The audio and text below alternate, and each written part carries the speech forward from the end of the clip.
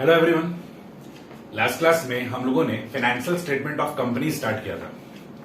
आपको फ्लैशबैक में ले गए थे, अकाउंटिंग का मीनिंग पढ़े थे, फाइनेंशियल यूजर के बारे में थोड़ा बहुत डिस्कशन हुआ था और उसके बाद हम लोग धीरे धीरे बैक टू द ट्रैक आते चले गए थे और इंटरेस्टिंग फैक्ट्स जो रियल लाइफ में होता है उससे कोरिलेट करवाते हुए हम लोगों ने आगे अपना स्टेप्स बढ़ाया था और हम लोगों ने बैलेंस शीट और पीएल का फॉर्मेट ऊपरा ऊपरी रीड किया था और उसके बाद general instruction applicable for both हम लोगों ने डिस्कशन किया था। अब लास्ट क्लास में आपसे ये एक्सपेक्टेशन था कि आप लोगों ने आज की क्लास स्टार्ट करने से पहले बैलेंस शीट और पीएल का फॉर्मेट आंख बंद करके रट्टा मार लिया है और ये अज्यूम करते कि आपने सचमुच रट्टा मार लिया है, क्योंकि अब हम लोग उसके अंदर का कंटेंट के बारे में जानेंगे कि उसके अंदर के कंटेंट में क्या आता है।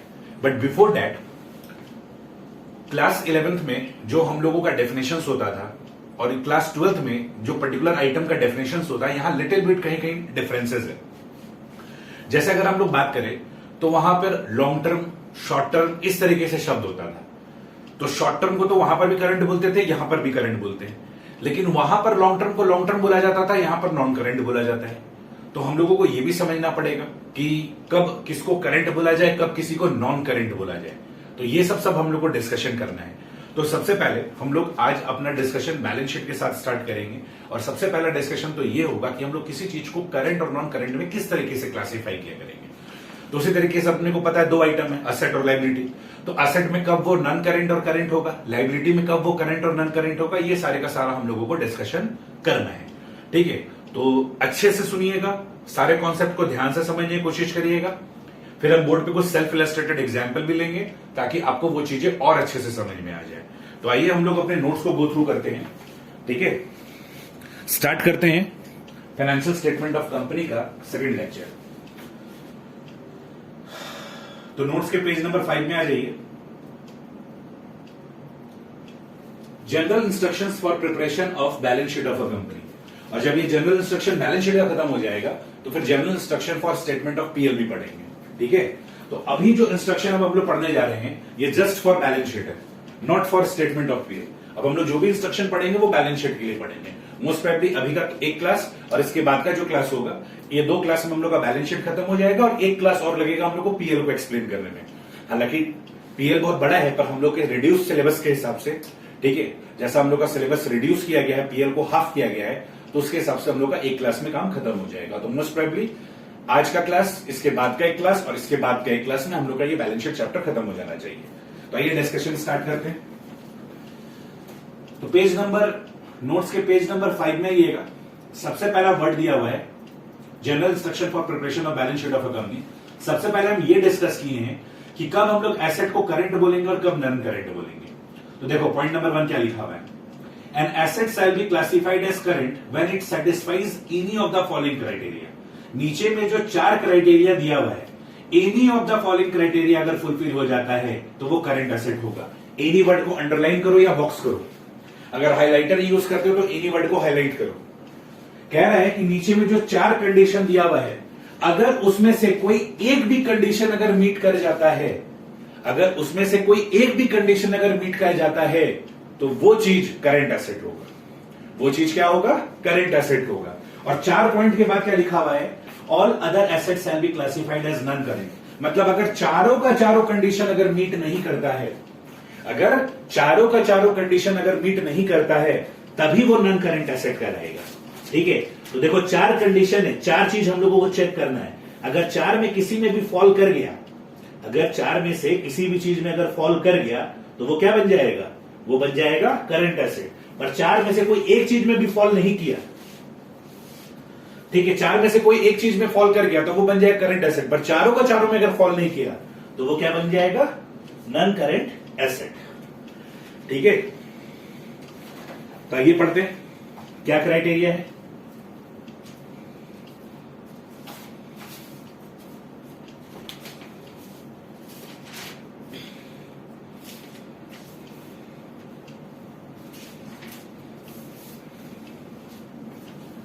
क्राइटेरिया नंबर 1 देखो क्या लिखा हुआ है, A, it is expected to be realised in or is intended for sale or consumption in the company's normal operating cycle. अगर वो ट्रांजेक्शन जो आप किए हैं, अगर उसका रियलाइजेशन कंपनी के नॉर्मल ऑपरेटिंग साइकिल के अंदर अंदर हो जाता है तो वो करंट एसेट कहलाएगा। नाउ अब ये समझना होगा कि ऑपरेटिंग साइकिल क्या होता है। बच्चों पहली बात, ऑपरेटिंग साइकिल को हम लोग कैश साइकिल और वर्किंग कैपिटल साइकिल बोलते हैं, ठीक है। तो सबसे पहला चीज हम लोग समझते हैं कि ऑपरेटिंग साइकिल का मतलब क्या होता है। ऑपरेटिंग साइकिल, इसको हम लोग कैश साइकिल भी बोलते हैं और वर्किंग कैपिटल साइकिल भी बोलते हैं। ये दोनों नाम आपके सिलेबस में नहीं है, ये रियल लाइफ का नाम है जो हम आपके साथ as a knowledge for the knowledge purpose हम शेयर कर दिए, ठीक है। कैश साइकिल और वर्किंग कैपिटल साइकिल, ये रियल लाइफ में ये वर्ड यूज किया जाता है, हम लोगों के सिलेबस में नहीं है, ठीक है। जस्ट फॉर नॉलेज हम आपको बता दिए। हम लोग के सिलेबस में ऑपरेटिंग साइकिल वर्ड यूज होता है। ऑपरेटिंग साइकिल का सरल शब्दों में मतलब होता है कि अगर आप मैन्युफैक्चरिंग कंपनी हैं, अगर आप मैन्युफैक्चरिंग कंपनी हैं तो जो भी आपका रॉ मटेरियल्स होल्डिंग पीरियड होगा,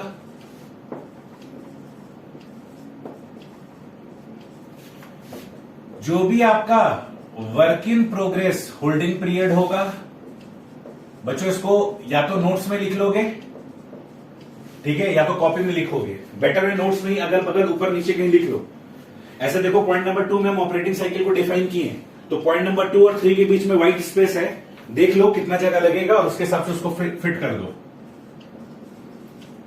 finished goods holding period, point number 2 में हम यही ऑपरेटिंग साइकिल को डिफाइन किए।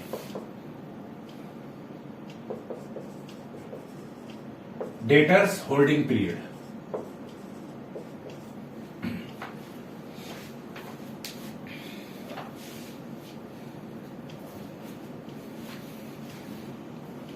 पेज नंबर 2 और 3 के बीच में व्हाइट स्पेस है, वहां पर आप ये लिख सकते हो कि अगर कोई मैन्युफैक्चरिंग कंपनी है तो उसका ऑपरेटिंग साइकिल क्या होगा। Raw material holding period, work in progress holding period, finished goods holding period और debtors holding period. Raw material holding period का मतलब क्या होता है। इसका मतलब होता है कि रॉ मटेरियल को प्रोडक्शन में डालने तक कितना समय लगता है। आप जो रॉ मटेरियल एक्वायर किए, जो आप रॉ मटेरियल खरीदे, रॉ मटेरियल क्यों खरीदे, क्योंकि आप मैन्युफैक्चरिंग कंपनी रॉ मटेरियल से फिनिश गुड्स बनाएंगे। तो जब आप रॉ मटेरियल खरीदे तो जिस दिन आप रॉ मटेरियल खरीदेंगे सारे का सारा मशीन में नहीं ना उड़ेल देंगे, आप ग्रेजुअली रॉ मटेरियल को यूज करते चले जाएंगे और उससे फिनिश गुड्स बनाते चले जाएंगे। तो रॉ मटेरियल को प्रोडक्शन में भेजने के लिए, जैसे वन टाइम आप रॉ मटेरियल खरीदे अपने सप्लायर से, अपने क्रेडिटर से, ठीक है, आप रॉ मटेरियल खरीदे तो ऐसा थोड़ी करते होंगे कि आज क्रेडिटर से 10 लाख यूनिट के बराबर का रॉ मटेरियल खरीदे और आज ही सारा का सारा मशीन में डाल दिए, आज ही कैश बना दिए, आज ही कैश बेच दिए। ऐसा तो संभव नहीं है, प्रैक्टिकल पॉसिबल नहीं है। तो समझ लीजिए जैसे रियल लाइफ में कोई भी प्रोडक्ट बनाया जाता है तो उसका करोड़ों में क्वांटिटी में बनाया जाता है, हजारों करोड़ों की क्वांटिटी में, लाखों की क्वांटिटी में उस प्रोडक्ट को मैन्युफैक्चर किया जाता है। तो रॉ मटेरियल होल्डिंग पीरियड का मतलब है कि जो रॉ मटेरियल आपने खरीद लिया, खरीदने के बाद उसको प्रोडक्शन में डालने के लिए, प्रोडक्शन में जब वो जा रहा है तो प्रोडक्शन में डालते वक्त कितना समय लगा, कितने दिन तक आपने रॉ मटेरियल को होल्ड किया। तो जैसे हम लोग एग्जाम्पल के तौर पे लेकर चलते हैं कि सपोज जो रॉ मटेरियल हम लोगों ने एक्वायर किया था, जो रॉ मटेरियल हम लोगों ने एक्वायर किया था उसको सारे के सारे प्रोडक्शन में भेजने के लिए 3 महीने का टाइम लगा, ठीक है। हम लोगों ने जो भी रॉ मटेरियल खरीदा था, हम लोग का फैक्ट्री में स्टोर रूम होगा, सारा का सारा रॉ मटेरियल वहां रखे होंगे। अब डेली बेसिस पे वहां से रॉ मटेरियल निकाल के प्रोडक्शन में जाता है। तो जो मेरा प्रोडक्शन वाला रूम होगा उसमें वो सारे का सारा रॉ मटेरियल को जाने में कितना वक्त लग गया, 3 महीना लग गया। मतलब हम रॉ मटेरियल को एक बार में जो रॉ मटेरियल खरीदते हैं उसको प्रोडक्शन में भेजने के लिए कितना वक्त लगा, 3 महीना लगा। मतलब 3 महीना लग गया रॉ मटेरियल कंज्यूम करने में। अच्छा, हमको एक बात बताओ बच्चों, किसान खेत से गेहूं उपजाता है और हम लोग घर पे रोटी खाते हैं। तो वीट से चपाती तक का सफर 1 स्टेप में होता है कि बहुत सारे स्टेप में होता है। एक छोटा सा डिस्कशन कर रहे हैं यूजर फ्रेंडली लैंग्वेज में, ठीक है, क्योंकि टेक्निकल भाषा आपको समझ में नहीं आएगा तो सरल शब्दों में ही हम लोग डिस्कशन कर लेते हैं। खेत से अगर हम लोग गेहूं, धान, जो गेहूं का धान होता है, किसान जो गेहूं सारा का सारा छाटता है, ठीक है, खेत से निकालता है, और जब हम चपाती खाते हैं तो उसके बीच का सफर सेम रहता है? नहीं। वीट से क्या किया जाता है? फ्लोर बनाया जाता है, ठीक है। इस वीट को पीसा जाता है आटा चक्की में, ठीक है, और वहां पे गेहूं को पीसकर आटा बनाया जाता है।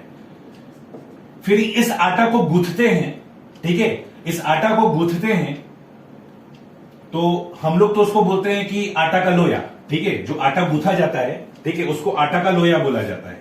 हम लोग तो ये बोलते हैं, आप लोग पता नहीं उसको क्या बोलते हैं। और फिर इसको सेक सेक के क्या बनाया जाता है, रोटी बनाया जाता है। तो देखा जाए ये आटा से रोटी का जो सफर है, उस बीच में इस आटा में पानी, कुछ लोग नमक, कुछ लोग मसाला डालकर इसको गूंथते हैं। फिर ये आटा का लोया आधा घंटा या 15 मिनट के लिए बनाकर छोड़ देते हैं और उसके बाद फिर रोटी सेक सेक के खाते हैं। तो देखा जाए रॉ मटेरियल से फिनिश गुड्स का सफर एक बार में नहीं हुआ, कुछ फेजेस में, ठीक है, कुछ फेजेस में उसको बना बनाकर वेट किया गया। अब जैसे गेहूं है, गेहूं से आटा निकाला गया, तो आटा निकालने के बाद क्या है, उसको थोड़ी देर के लिए छोड़ दिया जाता है। फिर आटा का में उसमें पानी वानी डालकर, मसाला वसाला डालकर आटा का लोया बनाया गया, तो फिर उसको कुछ देर के लिए छोड़ दिया गया। फिर उससे चपाती बनाया गया। तो ये जो बीच का है, इसको क्या बोलोगे, सेमी फिनिश्ड गुड्स। ये क्या कहलाएगा, semi finished, that is work in progress. ये वही है, आपने रॉ मटेरियल प्रोडक्शन में डाल दिया, पर जरूरी थोड़ी कि आपका प्रोडक्ट रॉ मटेरियल मशीन में डाले और नीचे से फिनिश गुड्स बन के निकले। ऐसा तो संभव नहीं है। ऐसा तो सकता है ना, पहले रॉ मटेरियल से कुछ बनता होगा, फिर उसमें फर्दर प्रोसेसिंग करते हो तो कुछ बनता होगा, फिर उसमें फर्दर और प्रोसेसिंग करते होंगे तब फिनिश गुड्स बनता होगा। It might be possible. तो ये जो रॉ मटेरियल हम लोग प्रोडक्शन में इशू कर रहे हैं, तो सारे का सारा एक बार में फिनिश गुड्स नहीं बन रहा है। अभी एक स्टेप में कुछ बना है, फिर फर्दर उसमें प्रोसेसिंग होगा, फिर उस पर जाके फिनिश गुड्स बनेगा। तो जब रॉ मटेरियल को हम लोग मशीन में डाले और उससे जब कुछ बना, that is what, semi finish goods. अब वो सेमी फिनिश गुड्स को आप कितने दिन तक होल्ड किए, सपोज 1 मंथ, और फिर उससे आप फिनिश गुड्स बनाए से 4 मंथ्स, ठीक है, उससे आप फिनिश गुड्स बनाए 4 मंथ। अब फिनिश गुड्स बनाए, माल बन के रेडी है, इमीडिएटली बिक जाएगा। मतलब ऐसा है क्या, नल खोले, माल टपक रहा है, बिकते जा रहा है, बिकते जा रहा है, ऐसा होता है क्या? सामान खरीद बना रहे, फैक्ट्री में सामान बनते जा रहा है, ऑल ओवर द इंडिया इसका सप्लाई हो रहा है, इनफैक्ट दूसरे कंट्री में भी इसका एक्सपोर्ट हो रहा है। तो ग्रेजुअली धीरे धीरे माल बिकेगा, धीरे धीरे जैसे जैसे कंजम्पशन होगा वैसे वैसे बिकेगा।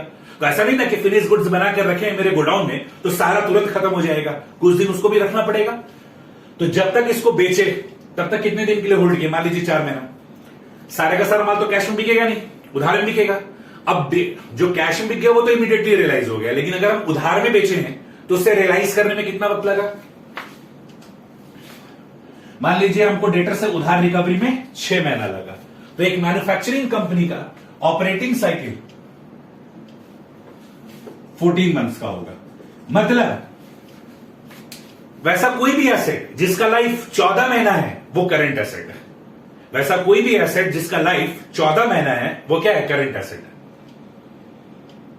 और अगर 14 महीना से ज्यादा लग जाए तो फिर वो क्या बन जाएगा, नॉन करंट एसेट। ये है डिफरेंसेस जो आप लोग क्लास 11th में पढ़े हो, लॉन्ग टर्म और शॉर्ट टर्म का, और जो कंपनीज में क्लास 12th में आप लोग पढ़ रहे हो। That is the difference. यहां पर ऑपरेटिंग साइकिल देखा जाता है। ऑपरेटिंग साइकिल डिसाइड करता है कि वो लॉन्ग टर्म होगा कि शॉर्ट टर्म होगा। अगर ऑपरेटिंग साइकिल 14 महीने का है तो 14 महीने तक का किया गया कोई भी ट्रांजेक्शन शॉर्ट टर्म है, 14 महीने से ऊपर का ट्रांजेक्शन लॉन्ग टर्म है। तो 14 महीने तक का जो ट्रांजेक्शन होगा वो करंट में आ जाएगा, 14 महीने से ऊपर का ट्रांजेक्शन नॉन करंट में आ जाएगा। तो कह रहा है कि उस एसेट को क्या बोलते हैं, करंट एसेट तब कहेंगे जब कंडीशन नंबर 1, 4 में से कोई एक भी कंडीशन मीट कर गया तब तो वो करंट एसेट कहलाएगा ना। 4 में से कोई एक भी कंडीशन अगर मीट कर गया तो वो तो करंट एसेट कहलाएगा। तो 4 में से कोई भी कंडीशन मीट कर गया तो वो करंट एसेट कहलाएगा। तो पहला कंडीशन अगर मीट कर गया तो 14 महीने तक का जो भी एसेट होगा वो सारा का सारा क्या कहलाएगा, करंट एसेट। तो मैन्युफैक्चरिंग कंपनी के लिए ऑपरेटिंग साइकिल कैसे निकाला जाता है, रॉ मटेरियल कितने दिन के लिए होल्ड करते हैं, सेमी फिनिश गुड्स कितने दिन के लिए होल्ड करते हैं, फिर फिनिश गुड्स को कितने दिन के लिए होल्ड करते हैं, और जो डेटर को उधार में माल बेचे उससे रिकवरी में कितना दिन का वक्त लगता है।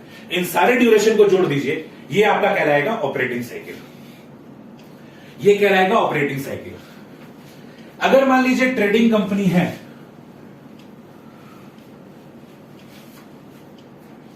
अगर ट्रेडिंग कंपनी है, ट्रेडिंग कंपनी का मतलब ये कंपनी माल खरीद के बेचती है। जनरली इंडिया में most of the company manufacturing company है बच्चों। इंडिया में मोस्ट ऑफ द कंपनी क्या है, मैन्युफैक्चरिंग कंपनी है। लेकिन मान लीजिए अगर ट्रेडिंग कंपनी है तो ये तो क्या है, गुड्स खरीदती है बेचने के लिए, गुड्स खरीदती है बेचने के लिए। तो यहां पर क्या होगा, स्टॉक होल्डिंग पीरियड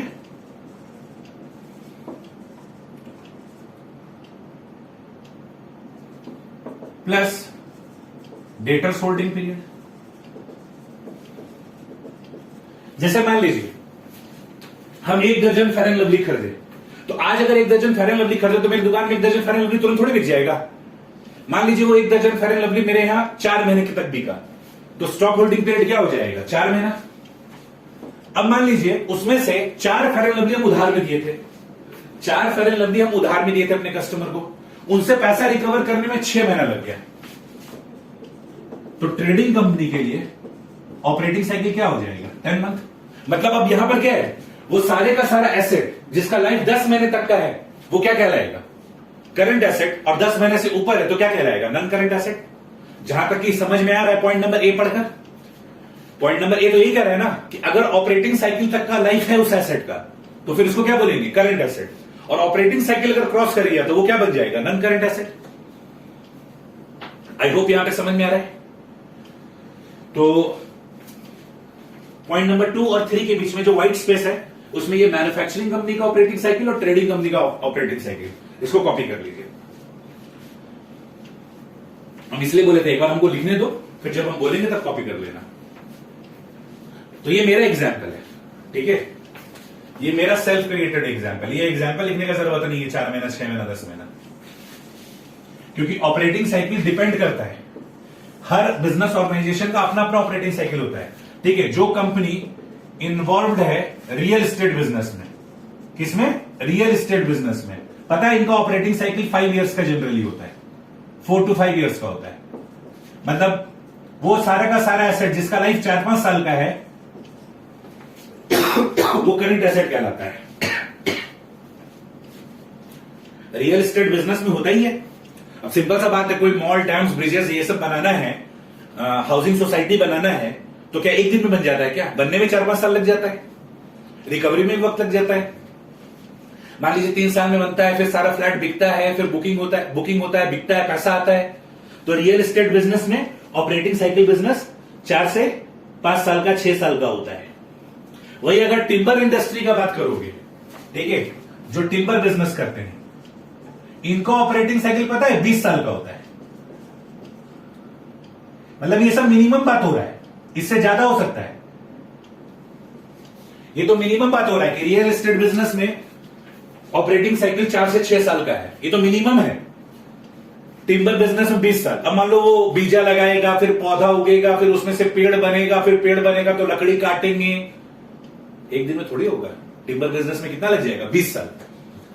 तो प्रैक्टिकल लाइफ में operating cycle company to company का चेंज होते रहता है। तो इट डिपेंड्स कि किस कंपनी का अकाउंटिंग कर रहे हैं और उसका ऑपरेटिंग साइकिल क्या है।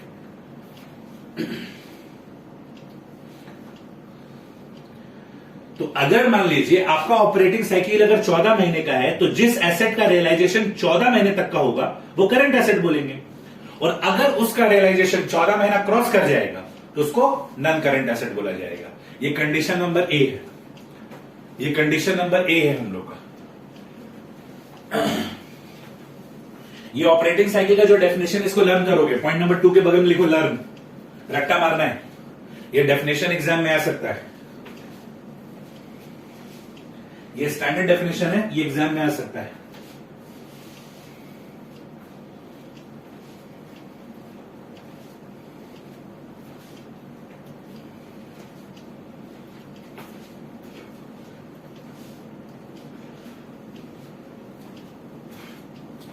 An asset shall be classified as current when it satisfies any of the following criteria। चारों में से कोई एक भी क्राइटेरिया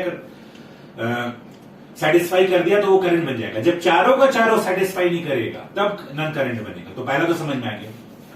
दूसरा लिखा हुआ है it is held primary for the purpose of being traded. ठीक है, इसको ट्रेड पर्पस के लिए आपने एक्वायर किया है। आप जो उस पर्टिकुलर एसेट को होल्ड कर रहे हो वो ट्रेड पर्पस के लिए होल्ड कर रहे हो, तो ट्रेडेड को अंडरलाइन करो, लिखो एग्जांपल में स्टॉक,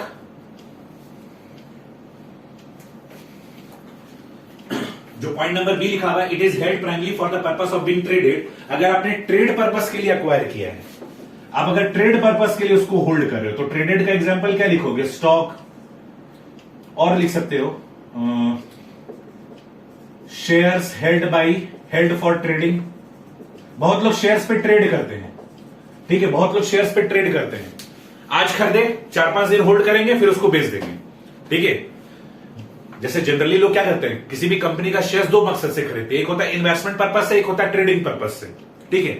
तो मान लीजिए अगर आपका मकसद है कि नहीं हमको ट्रेड करना है, मतलब आज शेयर खरीदेंगे। जैसे दिवाली के समय में बहुत सारी कंपनी का क्या होता है, उस समय उनका प्रोडक्ट बहुत बिकता है दीपावली के टाइम पे, तो उनका प्रॉफिटेबिलिटी बढ़ जाता है। तो उस केस में उस कंपनी का शेयर्स का जनरली बहुत सारी कंपनी का शेयर्स का डिमांड बढ़ जाता है। तो बहुत लोग क्या करते हैं, दिवाली से 1 महीना पहले या 2 महीना पहले वो लोग शेयर्स एक्वायर कर लेते हैं, और दिवाली और उसके बाद दुर्गा पूजा के बाद अगर ये सब के बाद अगर मान लो उस कंपनी का शेयर प्राइस बढ़ गया तो बहुत लोग बेच देते हैं। तो कुछ लोग इस तरीके की एक्टिविटी करते हैं। न्यू ईयर से पहले कुछ लोग क्या करते हैं, इस कंपनी का शेयर्स खरीद लेते हैं, फिर न्यू ईयर के बाद उसको बेच देते हैं। तो बहुत लोगों का मकसद ही होता है, तो बहुत सारी कंपनी का भी मकसद यही होता है, वो लोग शेयर में ट्रेडिंग करता है। बहुत सारा कंपनी लोग ऐसा भी काम करता है कि दूसरे कंपनी का शेयर खरीद लिया। ऐसा जरूरी कि कंपनी का एक शेयर होल्डर एक इंसान ही होगा, एक कंपनी का शेयर होल्डर दूसरा कंपनी भी हो सकता है, एक पार्टनरशिप फॉर्म भी हो सकता है, कोई भी हो सकता है। एक कंपनी का share holder can be any person, ठीक है, कोई भी हो सकता है। तो बहुत सारी कंपनी ऐसे भी करती है कि वो शेयर्स खरीदती है, फिर कुछ दिन होल्ड करने के बाद उस कंपनी का शेयर्स बेच देती है। तो shares held for trading purpose. तो अगर आप उस पर्टिकुलर चीज को, उस एसेट को अगर आप लोगों ने ट्रेड पर्पस के लिए होल्ड कर रखा है, इट इज प्राइमरली हेल्ड, ठीक है, it is primarily held for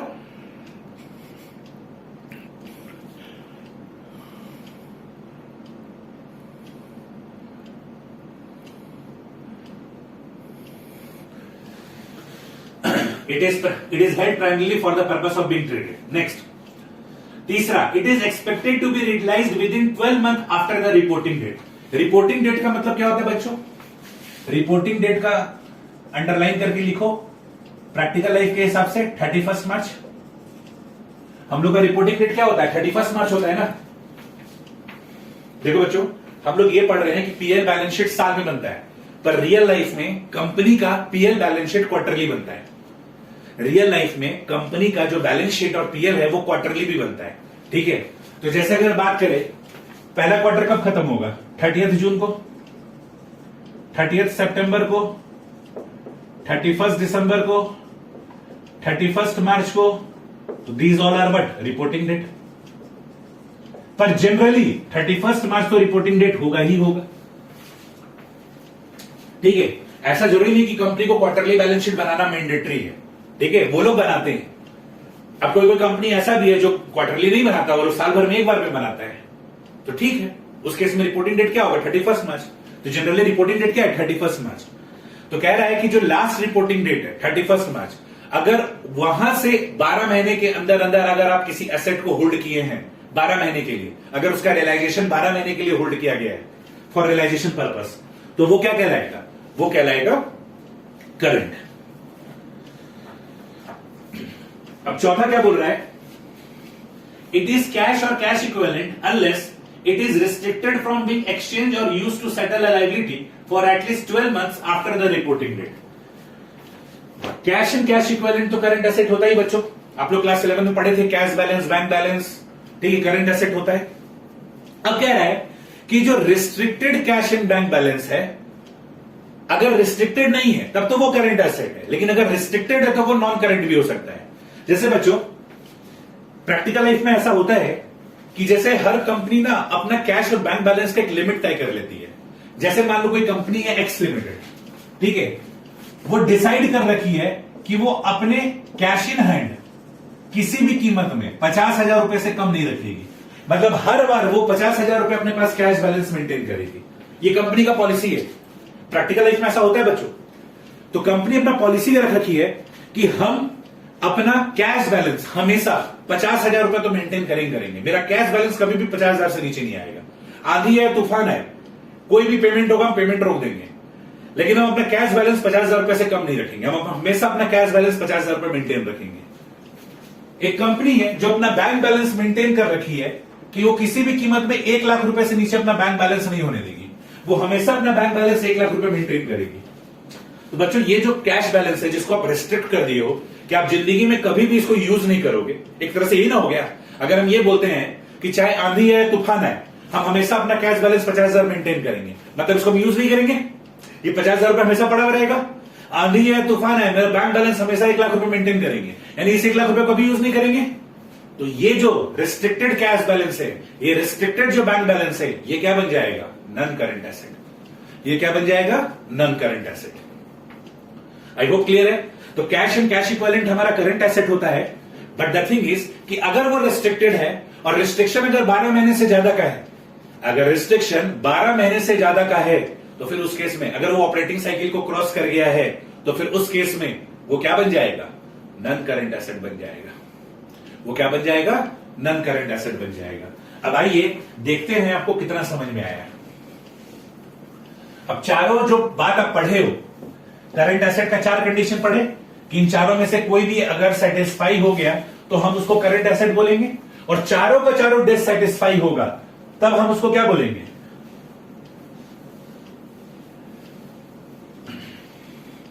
non current बोलेंगे। चारों का चारों डिससेटिस्फाई हो गया तो ठीक है।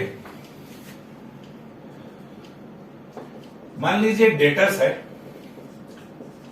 इसका ऑपरेटिंग साइकिल 14 मंथ्स है, ठीक है।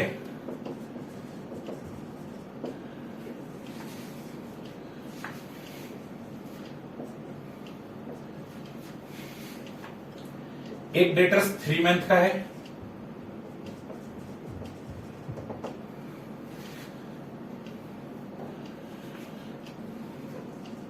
कंपनी का ऑपरेटिंग साइकिल 14 महीने का है, कंपनी का डेटर है, ठीक है।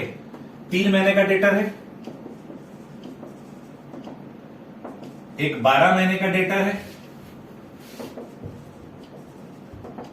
एक 13 महीने का डेटर है,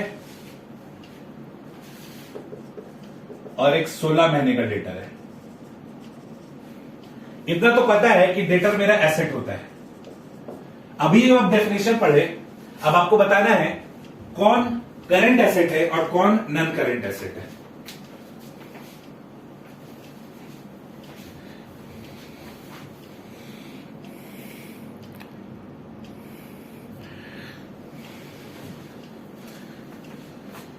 ये एग्जाम्पल 1, ठीक है।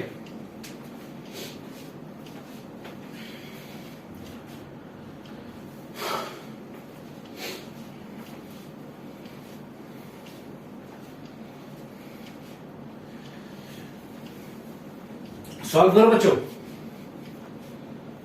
क्लास रिकॉर्डेड है तो क्या हुआ? मेरा आपके साथ इमोशनल अटैचमेंट, मेरा आपके साथ टेलीपैथी हुआ है। हम ये मानकर चल रहे कि आप मेरी बातों को ध्यान से सुन रहे हो, ध्यान से सारी चीजों को लिख रहे हो और आप इसको ध्यान से सॉल्व कर रहे हो। सबके नीचे लिखो, अगर ये मेरा करंट एसेट है तो लिखो करंट एसेट है, ये नॉन करंट है तो नॉन करंट लिखो, जो भी है इसके नीचे इसका फाइनल आंसर लिखो। फिर हम लोग मैच करेंगे मेरे आंसर से।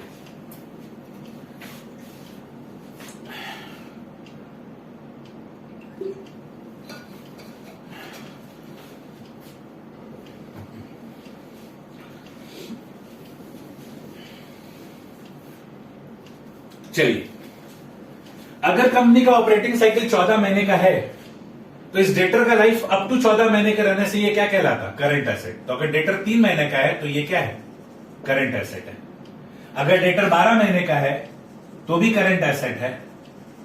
डेटर अगर 13 महीने का है तो भी करंट एसेट है, क्योंकि कंपनी का ऑपरेटिंग साइकिल क्या है? 14 महीने का है। और अगर डेटर 16 महीने का है तो फिर ये नॉन करंट एसेट है।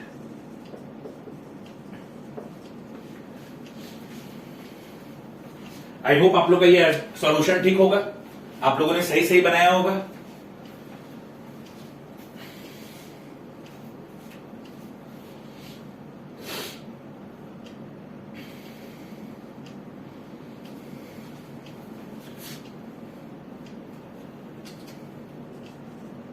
ये एग्जाम्पल 1 था, जल्दी जल्दी कॉपी करिए।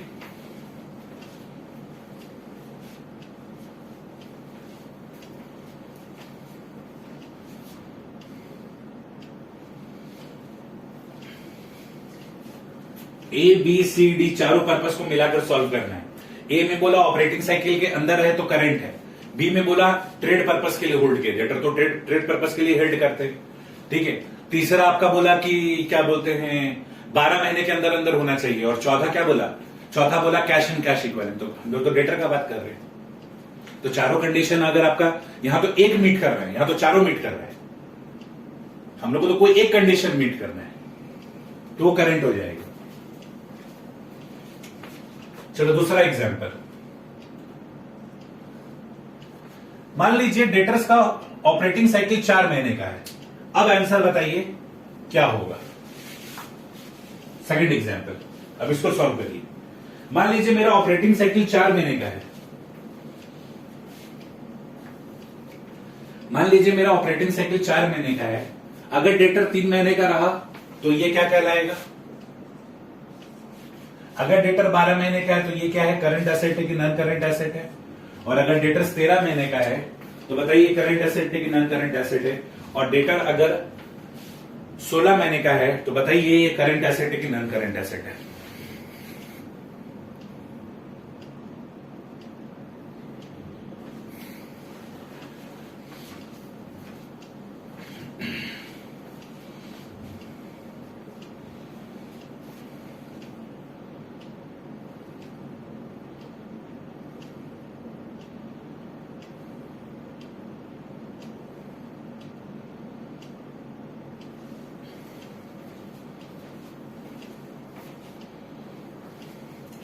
हमको उम्मीद है आप लोगों ने क्या क्या आंसर लिखा होगा।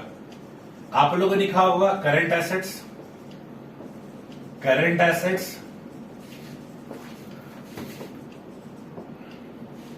सॉरी आप लोगों ने लिखा होगा करंट एसेट, इसको लिखा होगा नॉन करंट एसेट, इसको लिखा होगा नॉन करंट एसेट, और इसको लिखा होगा non current asset. I hope आप लोगों ने यही आंसर लिखा होगा।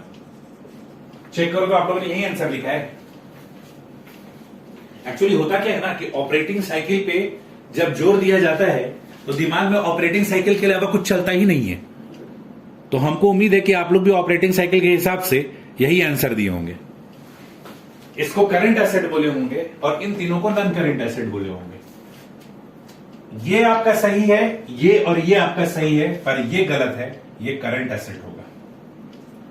अब आप बोलोगे सर ऑपरेटिंग साइकिल तो 4 महीने का है, ये डेटर 12 महीने का, तो ये करंट एसेट कैसे? ठीक है, ये कंडीशन नंबर ए सेटिस्फाई नहीं किया पर सी तो सेटिस्फाई कर दिया। ये जो सेकंड वाला डेटर है ये कंडीशन नंबर ए सेटिस्फाई नहीं किया। क्या बोला गया था, चारों में से कोई एक कंडीशन सेटिस्फाई कर जाए तो करंट एसेट है। ये बोला गया था क्या चारों सेटिस्फाई होना चाहिए? 4 में से कोई एक भी कंडीशन सेटिस्फाई कर गया तो वो करंट एसेट है। अगर चारों का चारों डिससेटिस्फाई करेगा तब वो नॉन करंट है। तो पहला कंडीशन सेटिस्फाई नहीं हुआ, वो ऑपरेटिंग साइकिल के अंदर नहीं है। लेकिन तीसरा बात क्या बोला था कि 12 महीना या उसके अंदर रहेगा तो भी करंट होगा। तो ये 12 महीने का है कि नहीं है? तो ये फर्स्ट कंडीशन मीट नहीं कर रहा है, लेकिन तीसरा कंडीशन तो मीट कर रहा है। और 4 में से कोई एक भी कंडीशन अगर मीट कर जाए तो वो करंट है। तो आपको केवल ऑपरेटिंग साइकिल पे फोकस नहीं करना है, पॉइंट नंबर सी पे भी फोकस करना है। ए पॉइंट और सी पॉइंट आपस में कॉन्ट्राडिक्ट नहीं करता है, एक दूसरे को सपोर्ट करता है। रीजन बीइंग कि ए बी सी डी 4 में से कोई एक सेटिस्फाई करना है, चारों का चारों सेटिस्फाई नहीं करना है। और जब चारों का चारों सेटिस्फाई नहीं होगा तब वो नॉन करंट होगा।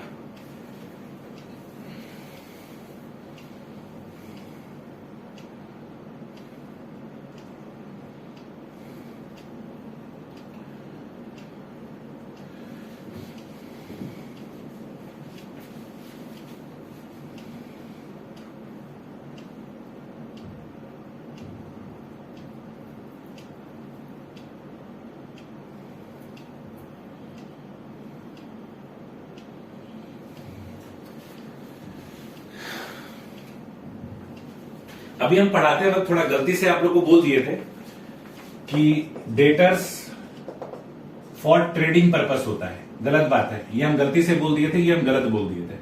ठीक है, ट्रेडिंग पर्पस के लिए 2 ही चीज होता है, वो दोनों चीज हम आपको लिखवा दी है, स्टॉक और दूसरा शेयर्स फॉर ट्रेडिंग पर्पस। ठीक है, आइए थर्ड कंडीशन ये वाला चेक करते हैं कि ये नॉन करंट है कि नहीं है। पहला, ऑपरेटिंग साइकिल के अंदर होना चाहिए, ऑपरेटिंग साइकिल से बाहर है। दूसरा, प्राइमरीली हेल्ड फॉर ट्रेडेड, तो प्राइमरीली हेल्ड फॉर ट्रेडेड में दो ही चीज आता है, स्टॉक और शेयर्स फॉर ट्रेडिंग पर्पस, तो ये सेकंड कंडीशन में मीट नहीं कर रहा है। तीसरा, 12 महीने के अंदर होना चाहिए, 12 मंथ से भी बाहर है।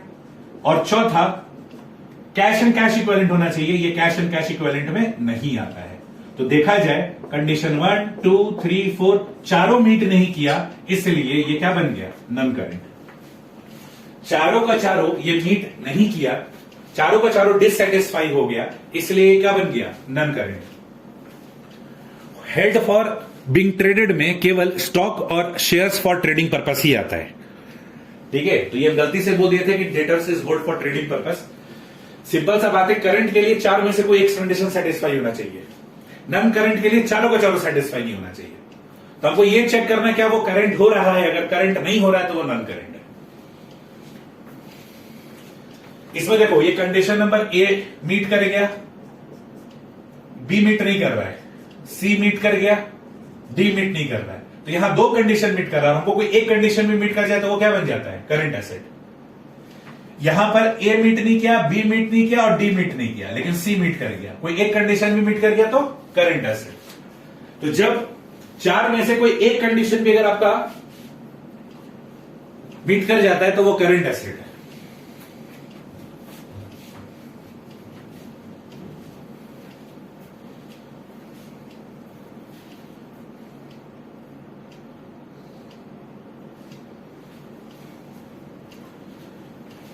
चलिए तीसरा एग्जाम्पल लिखिए।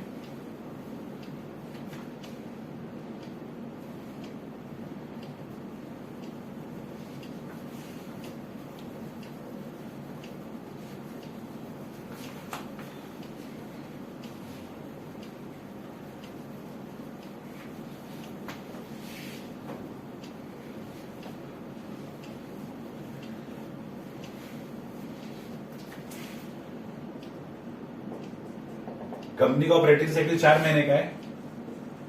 कैश एंड कैश इक्विवेलेंट,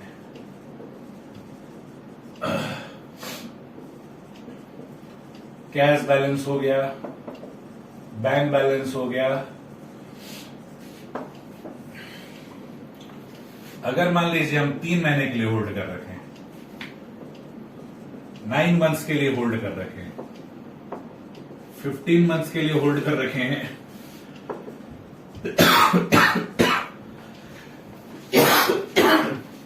18 महीने के लिए होल्ड कर रहे हैं। मान लीजिए हम कैश एंड बैंक बैलेंस 3 महीने के लिए मेंटेन किए, हम कैश और बैंक बैलेंस 9 महीने के लिए मेंटेन किए, कैश एंड बैलेंस 15 महीने के लिए मेंटेन किए और कैश एंड बैंक बैलेंस 18 महीने के लिए मेंटेन किए। तो ऑपरेटिंग साइकिल कुछ भी हो, कोई फर्क नहीं पड़ता, ये करंट एसेट होगा, ये करंट एसेट होगा, ये नॉन करंट एसेट होगा और ये नॉन करंट एसेट होगा। ये करंट एसेट क्यों है, कंडीशन नंबर ए सेटिस्फाई हो रहा है, सी सेटिस्फाई हो रहा है और D cash and cash equivalent है। सेम ए सेटिस्फाई नहीं हो रहा है, ऑपरेटिंग साइकिल से ज्यादा है, हेल्ड फॉर ट्रेडेड तो हो ही नहीं सकता, 12 महीने के अंदर है और कैश एंड कैश इक्विवेलेंट है। लेकिन अगर हम 15 महीने का बात करें तो ना तो ए सेटिस्फाई हो रहा है, ना तो बी सेटिस्फाई हो रहा है, ना तो सी, कैश एंड कैश इक्विवेलेंट है, पर देखा जाए आपका ऑपरेटिंग साइकिल और 12 महीना दोनों को क्रॉस कर जा रहा है, ऑपरेटिंग साइकिल और 12 महीना दोनों को क्रॉस कर जा रहा है, तो ये भी कंडीशन मीट नहीं किया।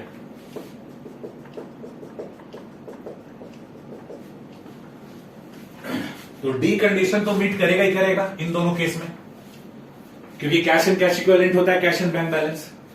लेकिन अगर कैश एंड कैश इक्विवेलेंट आपका ऑपरेटिंग साइकिल और 12 महीना अगर दोनों को क्रॉस कर जाता है तो फिर उस केस में वो क्या बन जाएगा, नॉन करेंट एसेट।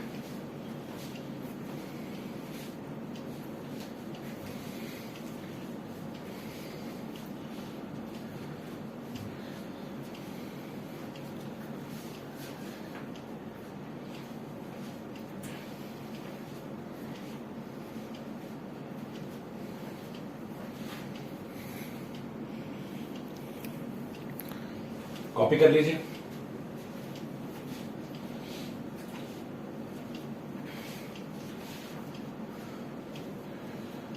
फिर चौथा एग्जाम्पल देंगे।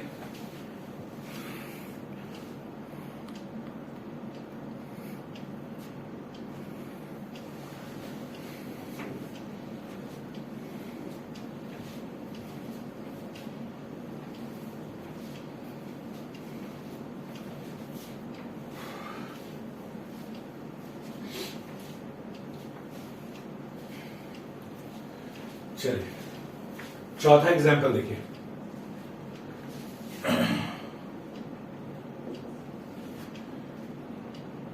ये क्वेश्चन और आंसर पूरा कॉपी कर लीजिए।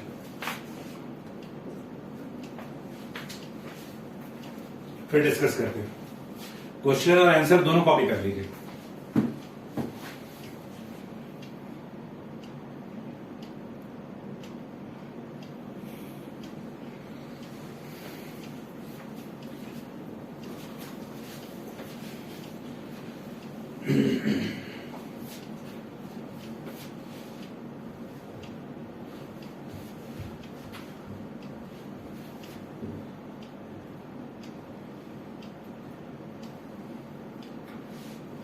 स्टार्टिंग में थोड़ा टाइम लगता है बच्चों, मत पैनिक करना कि ये चैप्टर थोड़ा टफ लग रहा है। ये स्टैंडर्ड चैप्टर है।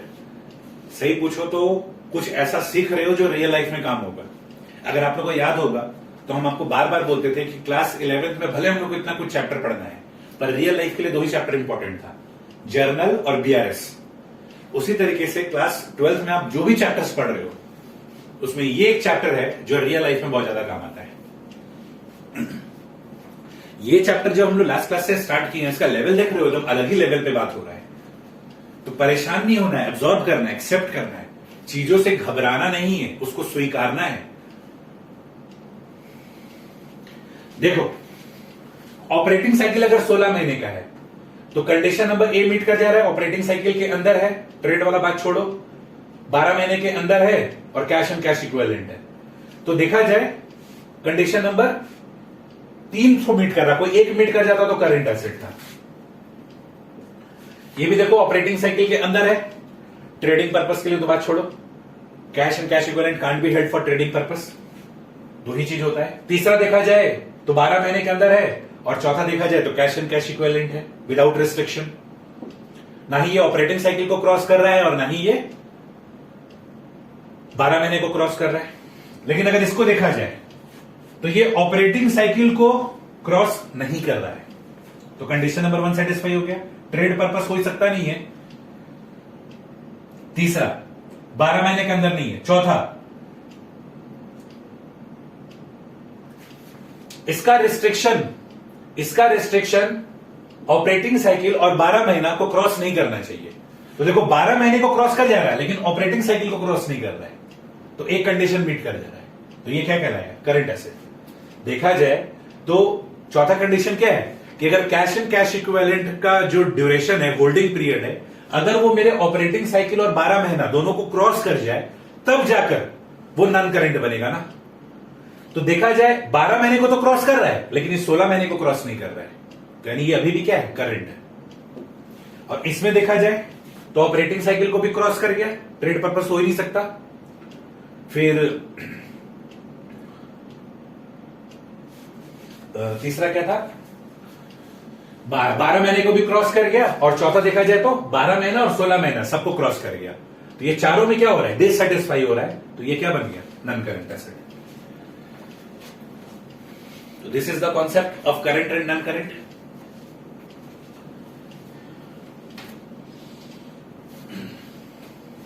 तो एसेट करंट और नॉन करंट कब होता है? आई होप आपको क्लियर है।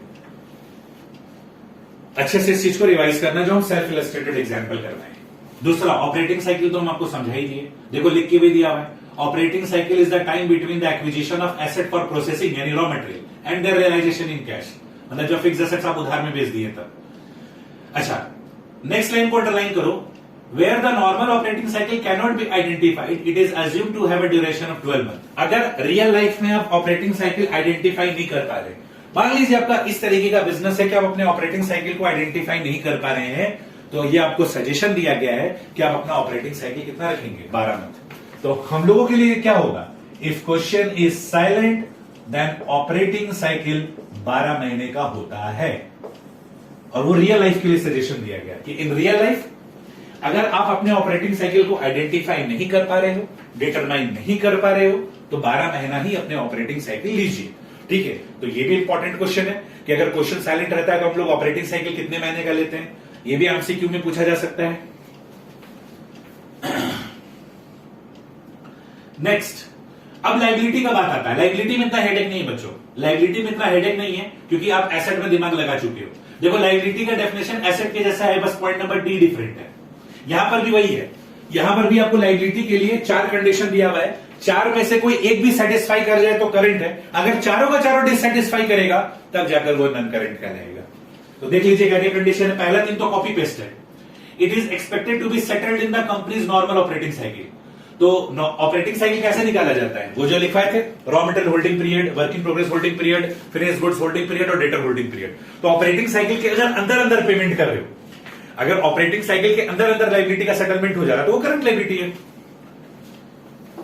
It is held primarily for the purpose of bill traded. It is due to be settled within 12 month. अगर रिपोर्टिंग डेट से 12 महीने के अंदर अंदर अगर उसका सेटलमेंट हो जा रहा है तो वो करंट लाइबिलिटी है। और चौथा लिखा हुआ है, the company does not have an unconditional right to defer settlement of liability. Underline करो, unconditional right to defer settlement of liability. Underline करो, unconditional right to defer settlement of the liability.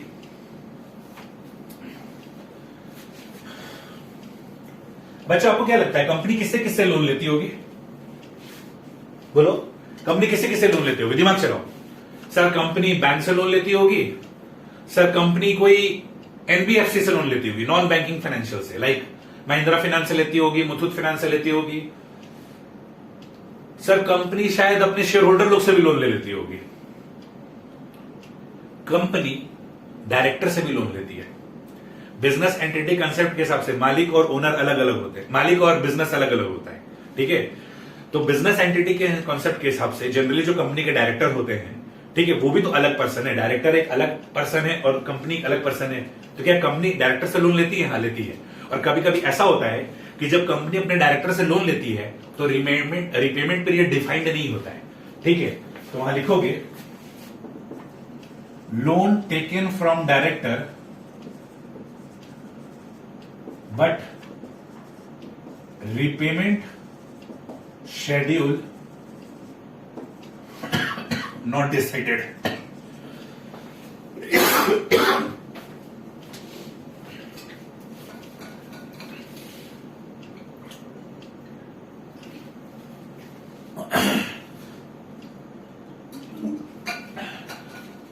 Company ने अपने director से loan लिया, repayment period बताया भी नहीं किया। ठीक है, कि पैसा 10 साल के बाद चुकाएंगे कि 10 दिन के बाद चुकाएंगे कि 20 महीने के बाद चुकाएंगे। किसका एग्जांपल है? Unconditional right to defer settlement of the liability. मतलब कंपनी के पास अनकंडीशनल राइट है कि वो सेटलमेंट ऑफ लायबिलिटी को डेफर कर सकती है, पोस्टपोन कर सकती है। तो हमको एक बात बताओ, अगर कंपनी की अपने डायरेक्टर से अगर लोन लेती है तो इसका पेमेंट तो कंपनी को जब मन करेगा तब करेगी, है ना? तो उस केस में अगर इसी का सेटलमेंट 12 महीने के अंदर हुआ, अप टू 12 मंथ, तब तो ये करंट लायबिलिटी है क्या? Loan taken from director. लेकिन अगर इसका सेटलमेंट आफ्टर 12 मंथ हुआ तो ये क्या बन जाएगा? Non current liability. तो ये तो सिचुएशन पे डिपेंड करता है ना। अब जब रिपेमेंट शेड्यूल डिसाइडेड नहीं है तो कंपनी डिसाइड करेगी। जब हम कहते हैं बच्चों कंपनी डिसाइड करेगी तो कंफ्यूजन में कोई बात नहीं है, कंपनी में बोर्ड ऑफ डायरेक्टर डिसाइड करेगी। तो लोन लिया गया है एक डायरेक्टर से, लेकिन चुकाने का फैसला सारे के सारे डायरेक्टर करते हैं। जब हम ये कहते हैं company taken loan from director, तो इसका मतलब क्या होता है? कंपनी में जनरली कितने डायरेक्टर होते हैं? 15 डायरेक्टर होते हैं मैक्स टू मैक्स। ठीक है, मैक्स टू मैक्स 15 डायरेक्टर होते हैं। तो लोन तो किसी एक डायरेक्टर से लिया गया है, लेकिन जब चुकाने का बात आएगा तब 15 डायरेक्टर आपस में मिलकर फैसला लेंगे। तो उसी को बोला जा रहा है कि कंपनी विल डिसाइड कि बाद में उसका पेमेंट किया जाएगा। अरे डायरेक्टर्स होते कौन है? बोर्ड ऑफ डायरेक्टर्स होता कौन है? Management of the company, they decides. तो हम कहते हैं कंपनी ने डिसाइड किया, मतलब क्या? कंपनी के बोर्ड ऑफ डायरेक्टर ने डिसाइड किया। तो करता कोई एक है, लेकिन जब कंपनी का बात होता है तो फिर वहां 15 लोग मिलकर डिसाइड करते हैं।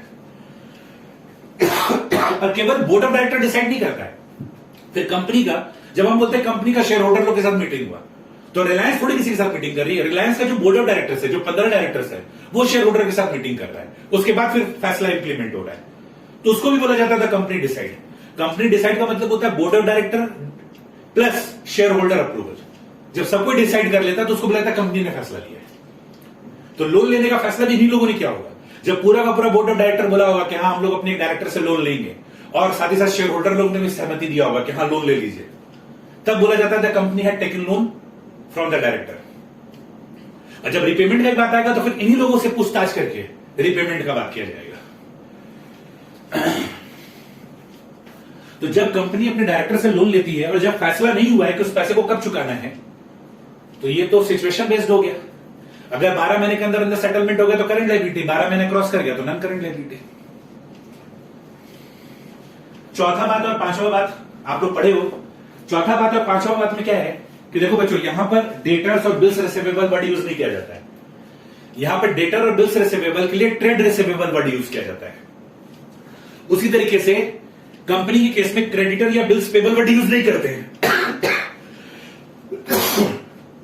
ट्रेड पेबल वर्ड यूज करते हैं।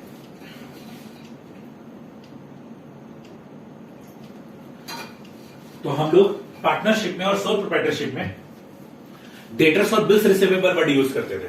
तो डेटर्स और बिल्स रिसीवेबल वर्ड यूज होता था, लेकिन कंपनी में इसके बदले क्या वर्ड यूज करते हैं? Trade receivables.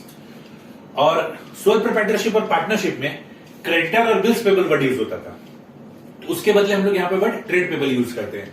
उसी चीज को पॉइंट नंबर 4 और 5 में डिफाइन किया है कि receivable shall be classified as a trade receivable if it is in respect of amount due on account of goods sold or services rendered in normal course of business.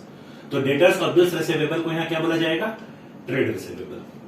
और creditor और bills payable, तो debtor का मतलब क्या होता है? वो person जिनको हम उधार में गुड्स या सर्विसेज देते हैं during normal course of business.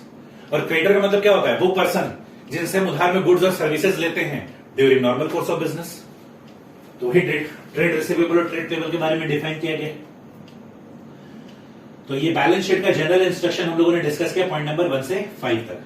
तो आपका होमवर्क है बच्चों, नोट्स का पेज नंबर 1 से 5 तक पूरा थॉरो रीडिंग करोगे। थ्रो रीडिंग नहीं, थॉरो रीडिंग करोगे। इन्हीं के रीड करके फेंक दिया। थॉरो रीडिंग नहीं करना है, थ्रो रीडिंग नहीं करना है, थॉरो रीडिंग करना है ना। तो पेज नंबर 5 में ये जो पॉइंट नंबर 5 है यहां तक रीड करना। नेक्स्ट क्लास में हम लोग बैलेंस शीट के अंदर घुसेंगे। अभी तक देखा जाए तो बैलेंस शीट के अंदर घुस ही नहीं पा रहे हैं। अभी तक जो डिस्कशन हुआ लास्ट क्लास में तो हम लोगों को केवल ऊपरा ऊपरी भूमिका बांधे। आज वाले क्लास में हम लोग बस इतना घुस पाए हैं कि करंट और नॉन करंट किसको बोला जाता है। और यहां पर डेटर और बिल्स रिसीवेबल को ट्रेड रिसीवेबल्स बोला जाता है और क्रेडिटर और बिल्स पेबल को ट्रेड पेबल्स बोला जाता है। अभी हम लोग यहीं तक घुस पाए हैं। अब बैलेंस शीट के अंदर घुसना है, ठीक है? अब अंदर घुसना है हम लोगों को नेक्स्ट क्लास में। अभी तक जो पढ़ाया गया है इसको रिवाइज करना है। मिलते हैं नेक्स्ट क्लास में बच्चों। Bye bye everyone, take care, revise properly.